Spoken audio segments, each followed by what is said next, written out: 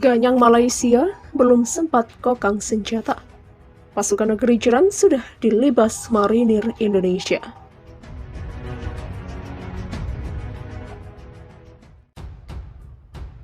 Indonesia dan Malaysia memang ditakdirkan menjadi negara tetangga. Wajar bila Indonesia dan Malaysia kerap terlibat friksi, di mana kasus Ambalat dan Sipadalikitan memanaskan tensi. Meski demikian, Indonesia dan Malaysia tetap menjalin hubungan baik. Toh, konflik hanya akan membawa nestapa saja, di mana menjaga keadaan kondusif menjadi misi bersama kedua negara saat ini. Akan tetapi, seperti kata Julius Caesar, di mana kedamaian akan datang jika negara harus siap perang kapanpun itu.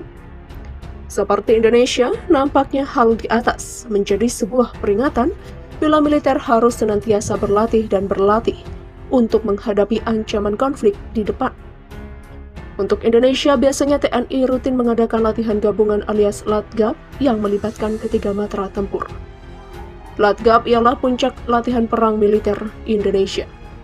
Latgab menggabungkan semua skenario latihan perang Armada Jaya TNI AL, Kartika Yuda TNI AD, dan Angkasa Yuda TNI AU.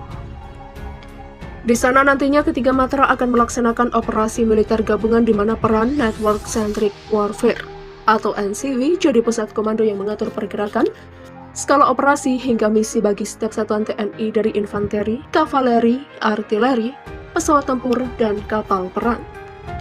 Biasanya Latgab TNI diadakan di Puslat Pur Batu Raja atau daerah lain dengan skenario wilayah NKRI diduduki negara Sonora.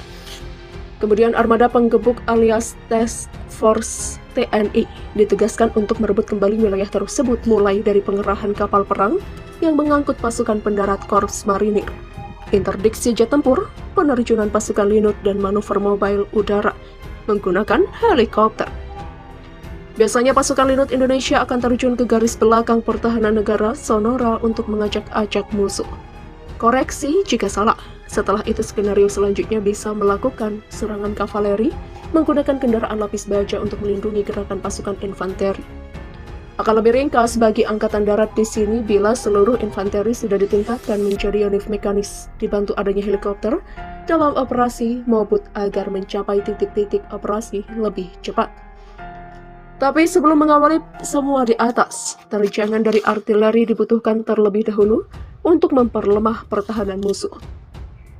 Untuk Korps Marinir, mereka akan melakukan pendaratan amfibi di bibir pantai, kemudian merangsek masuk menuju medan konflik setelah sebelumnya armada TNI AL dari unsur udara musuh di tengah laut ketika berlayar menuju sasaran. Semua skenario di atas dilakukan TNI dengan live ammunition alias memakai peluru, bom, hingga rudal atau roket sungguhan. Kemudian semua skenario diset senyata mungkin dengan keadaan perang sungguhan, bersifat mobile tanpa ada sama sekali posisi menembak statis. Tapi berbanding terbalik dengan latihan militer negeri jiran Malaysia. Dikutip dari akun Facebook Tentara Darat Malaysia, baru-baru ini mereka mengadakan latihan kuasa tembakan atau LKT di lapang sasar Asahan, Camp Syed Sirajuddin, Gemas, Negeri Sembilan. Walau dinamai kuasa tembakan, latihan AD Malaysia ini lebih menitik beratkan pada pergerakan statis unsur alutsista mereka macam MLRS, tank pendekar, hingga artileri. Ya, semua senjata itu cuma dikirim ke satu titik, berjejer menembak sasaran lantas bulan. Bukan hanya TDM, AL dan AU Malaysia, TUDM dan TLDM juga ikut dalam LKT.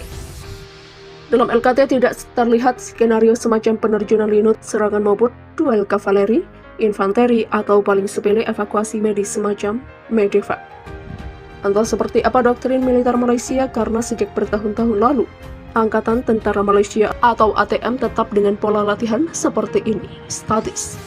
Padahal penumpukan unsur alutsista dalam satu tempat bisa jadi sasaran empuk musuh. Maka perlu diadakan skenario pertempuran bergerak supaya mempersingkat jalannya perang. Perbandingan paling mencolok di militer Indonesia dan Malaysia bukan pada alutsistanya, tapi materi latihan perangnya. Meski demikian, Indonesia dan Malaysia tetap menjalin hubungan baik. Toh, konflik hanya akan membawa nestapa saja, di mana menjaga keadaan kondusif menjadi misi bersama kedua negara saat ini. Akan tetapi, seperti kata Julius Caesar, di mana kedamaian akan datang jika negara harus siap perang kapanpun itu.